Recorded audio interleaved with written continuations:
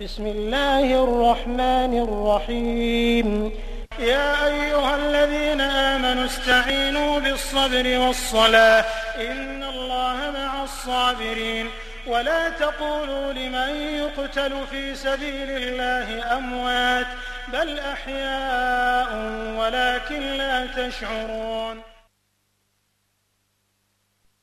الحمد لله رب العالمين الصلاة والسلام على أشرف الأنبياء والمرسلين وعلى آله وأصحابه أجمعين أعوذ بالله من الشيطان الرجيم بسم الله الرحمن الرحيم সম্মানিত দর্শক শ্রোতাবৃন্দ আসসালামু আলাইকুম ওয়া রাহমাতুল্লাহি ওয়া বারাকাতুহু। আমরা আল্লাহ রাব্বুল ইজ্জত ওয়াল জালালের দরবারে অফুরন্ত অনুগ্রহের শুকর আদায় করি, যিনি প্রতিদিনকার মতো আজও ইসলামিক টিভি কর্তৃক আয়োজিত আজকের এই মহাজীবন অনুষ্ঠানে আমাদেরকে উপস্থিত হওয়ার সুযোগ করে দিলেন। এজন্য আমরা সকলেই পড়ি আলহামদুলিল্লাহ। মহব্বতের সাথে আমরা সকলেই পড়ি আলহামদুলিল্লাহ। সম্মানিত ভাই এবং বোনেরা, বিগত দিনে আমরা আপনাদের সামনে আলোচনা রাখছিলাম হযরত উমর ফারুক রাদিয়াল্লাহু তাআলা আনহু, তার যে ভূমিকা ছিল হযরত আবু বকর রাদিয়াল্লাহু তাআলা আনহুর খেলাফতের সময়, সেই বিষয়ে সামান্য কিছু আলোকপাত আমরা করার সুযোগ পেয়েছি। আজ আমরা আপনাদের সামনে তুলে ধরতে চাই হযরত উমর ফারুক রাদিয়াল্লাহু তাআলা আনহুর মতো এক মহামনীষী, বিচক্ষণ, দূরদর্শী ব্যক্তিত্বকে হযরত আবু বকর রাদিয়াল্লাহু তাআলা আনহু কেন তার পাশে নিয়েছিলেন, তার পরামর্শের গুরুত্ব কতখানি ছিল, তার ভূমিকা কি ছিল আবু বকর রাদিয়াল্লাহু তাআলা আনহুর খেলাফতের সময়ে। সম্মানিত ভাই এবং বোনেরা, হযরত উসামা রাদিয়াল্লাহু তাআলা আনহুর বাহিনী প্রেরণের পর হযরত আবু বকর সিদ্দিক রাদিয়াল্লাহু তাআলা আনহু তিনি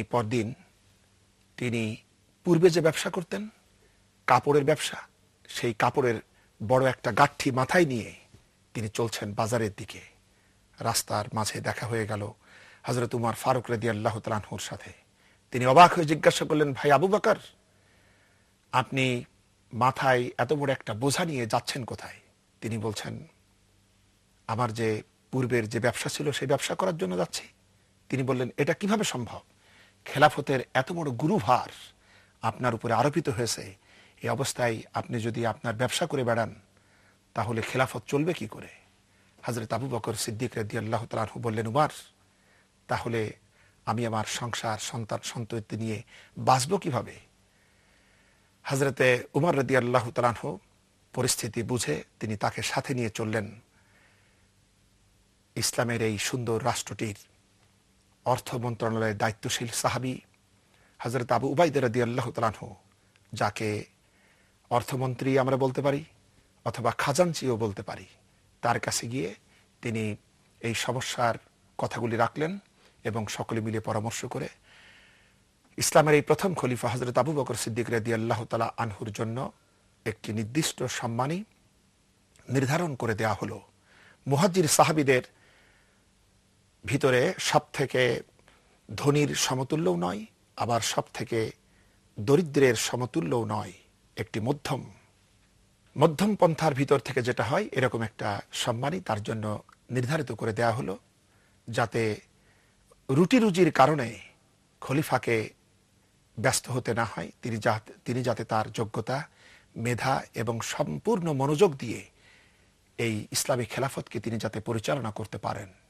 এখানেও আমরা দেখি হযরত উমর ফারুক রাদিয়াল্লাহু তাআলা আনহুর কত বড় একটা বিচক্ষণতার এর পরিচয় আমরা বুঝতে পারছি। শুধু তাই নয়, এরপরে ইসলাম সামনের দিকে আবু বকর রাদিয়াল্লাহু তাআলা আনহুর নেতৃত্বে, তার দক্ষতায় সামনে এগিয়ে চলল। মাঝে মাঝে কিছু পরিস্থিতি এমন আসতো যার সমাধানের জন্য পরামর্শের প্রয়োজন হতো। একবার দুই গোত্র প্রধান, দুইজন সাহাবী, একজনের নাম ছিল আকরা ইবনে হারিস, আরেকজনের নাম হচ্ছে ওয়াইনা ইবনে হাসান। এরা দুজন খলিফা আবু বকর রাদিয়াল্লাহু তাআলা আনহুর সামনে এসে বললেন নিজেদের দুরবস্থার কথা, আর্থিক অনটন, অভাব অভিযোগ তারা বললেন।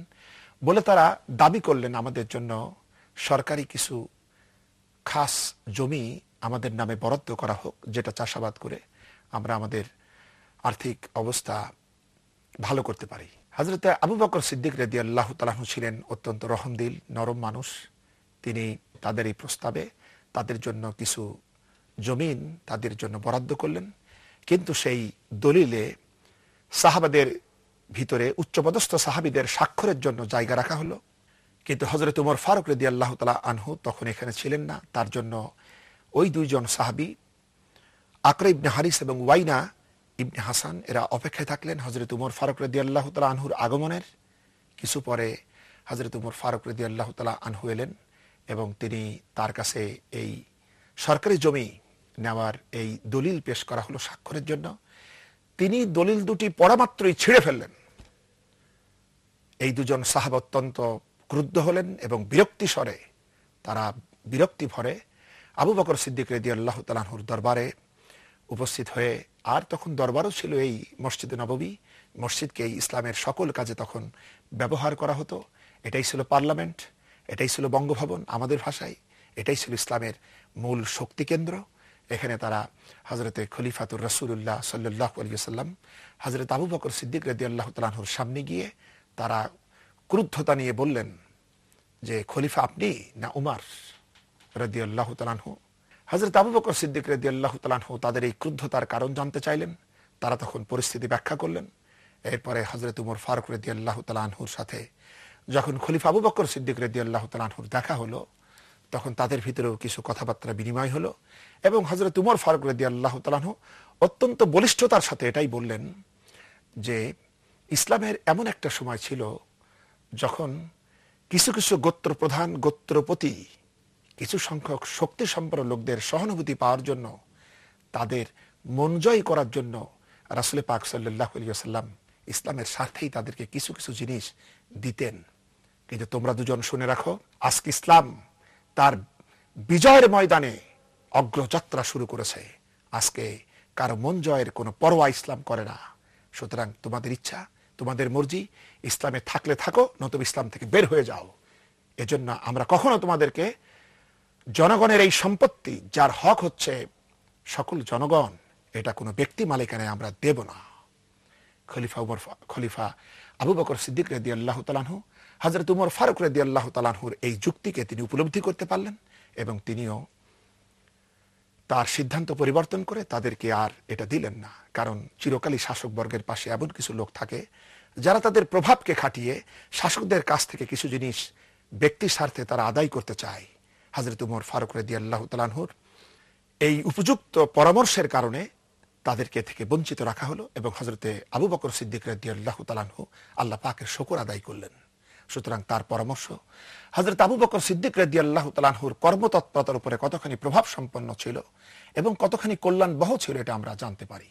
শুধু তাই নয়, রাসূল পাক সাল্লাল্লাহু আলাইহি ওয়াসাল্লাম মক্কা বিজয়ের বছর হযরতে মুআজ বিন জাবাল রাদিয়াল্লাহু তাআলা আনহুকে ইয়েমেনের গভর্নর করে পাঠিয়েছিলেন এবং সেখানে মুআজ বিন জাবাল রাদিয়াল্লাহু তাআলা আনহু আর্থিক অনটনে পড়েছিলেন। তারপরও তিনি তার দায়িত্ব যথাযথভাবে তিনি পালন করেছিলেন এবং হুজুর সাল্লাল্লাহু আলাইহি ওয়াসাল্লাম তার এই অবস্থা বুঝতে পেরে তিনি তাকে চিঠি দিয়েছিলেন যে মুআজ, আমি বুঝতে পেরেছি তুমি কষ্টে আছো, প্রতিকূল পরিস্থিতিতে আছো, ঠিক আছে, তুমি তোমার কাজ চালিয়ে যাও এবং যদি কখনো কোনো হাদিয়া তুমি পাও তাহলে তুমি তা গ্রহণ করতে পারো। হযরতে মুআজ বিন জাবাল রাদিয়াল্লাহু তাআলা আনহু প্রথম ব্যক্তি যিনি বাইতুল মালের অর্থ দিয়ে ব্যবসা করেছিলেন এবং হযরত আবু বকর সিদ্দিক রাদিয়াল্লাহু তাআলা আনহুর খেলাফত আমলে তিনি ইয়েমেন থেকে যখন মদিনায় ফিরে এলেন, তখন তিনি বিপুল অর্থ সম্পদ খলিফা আবু বকর রাদিয়াল্লাহু তাআলা আনহুর হাতে বাইতুল মালে প্রদান করলেন এবং সেই টাকার লভ্যাংশ যা তিনি ব্যবসা করে অর্জন করেছিলেন সেটা তিনি নিজের কাছেই রাখলেন। কিন্তু এই কাজটা হযরত ওমর ফারুক রাদিয়াল্লাহু তাআলা আনহুর পছন্দ হলো না। তিনি তখন খলিফাকে পরামর্শ দিলেন যে আপনি মুআজকে বলুন সে যেন তার প্রয়োজনীয় অর্থটা রেখে বাকি সকল লভ্যাংশ সে যেন বাইতুল মালে জমা দেয়। কিন্তু বিনয়ের মূর্ত প্রতীক রহমদিল আবু বকর সিদ্দিক রাদিয়াল্লাহু তাআলা আনহু বললেন যে রাসূল পাক সাল্লাল্লাহু আলাইহি ওয়াসাল্লাম তার জন্য কিছু সুযোগ করেছিলেন, যে জন্য আমি তো তার কাছে এটা চাইতে পারছি না। কিন্তু হযরত ওমর ফারুক রাদিয়াল্লাহু তাআলা আনহু তার এই মতামতের উপরে এতক্ষণে সুদৃঢ় ছিলেন যে তিনি বুঝতে পারছিলেন যে তিনি যা বলছেন তা যেন ঠিক। তাই তিনি অস্থির হয়ে পড়লেন এবং অবশেষে দ্বীনি ভাইকে সংশোধনের নিয়তেই, তার প্রতি কোনো বিদ্বেষ নয়, কোনো বিরূপ ধারণা নয়, তিনি ইসলামের যে সুমহান দায়িত্ব যে দুইজন মুসলমান তারা পরস্পরের জন্য হবে আয়না স্বরূপ, হুজুরে পাক সাল্লাল্লাহু আলাইহি ওয়াসাল্লাম যে সুন্দর কথাটি বলেছেন, অর্থাৎ আয়নার ভূমিকাটা কি? আয়না যদি আমাদের চেহারার সামনে ধরি, তাহলে আয়না আমাদেরকে বলে দেয় তোমার চুলগুলি, দাড়িগুলি এলোমেলো, কি তোমার অমুক জায়গায় একটা ফোড়া হয়েছে, কি একটা দাগ হয়েছে, কি একটা কোনো কিছু লেগেছে, এটা যেমন আয়না বলে দেয়। আয়না এই কথাটা উচ্চস্বরে বলে না, নীরব ভাষায় বলে। সুতরাং একজন মুসলমান ব্যক্তি যখন কোনো ভুল করে ফেলে, তখন আরেকজন মুসলমান ভাইও নীরবে তার এই ভুলটা সংশোধন করবে। হযরত উমর ফারুক রাদিয়াল্লাহু তাআলা আনহু এই অনুভূতিতে তিনি ছুটলেন মুআয বিন জাবাল রাদিয়াল্লাহু তাআলা আনহুর বাড়িতে, এবং তাকে গিয়ে তিনি এই পরিস্থিতি ব্যাখ্যা করে তাকে বুঝালেন। কিন্তু হযরত মুআয বিন জাবাল রাদিয়াল্লাহু তাআলা আনহু তিনিও জলিলুল কদর সাহাবী ছিলেন, কিন্তু তিনি এটাকে মানতে পারছিলেন না, এবং তিনি লভ্যাংশ বাইতুল মালে ফেরত দিতে তিনি অস্বীকার করলেন। হযরত উমর ফারুক রাদিয়াল্লাহু তাআলা আনহু তিনি তার প্রতি অসন্তুষ্ট হন নাই, ক্ষোভ বর্ষণ করেন নাই, গালি দেন নাই, বরং তিনি আত্মতৃপ্তি পেলেন এই কথা ভেবে যে আমার ভাইয়ের প্রতি আমার যে হক ছিল তা আমি উপদেশের মাধ্যমে আমি সেই দায়িত্ব যথাযথভাবে পালন করতে পেরেছি।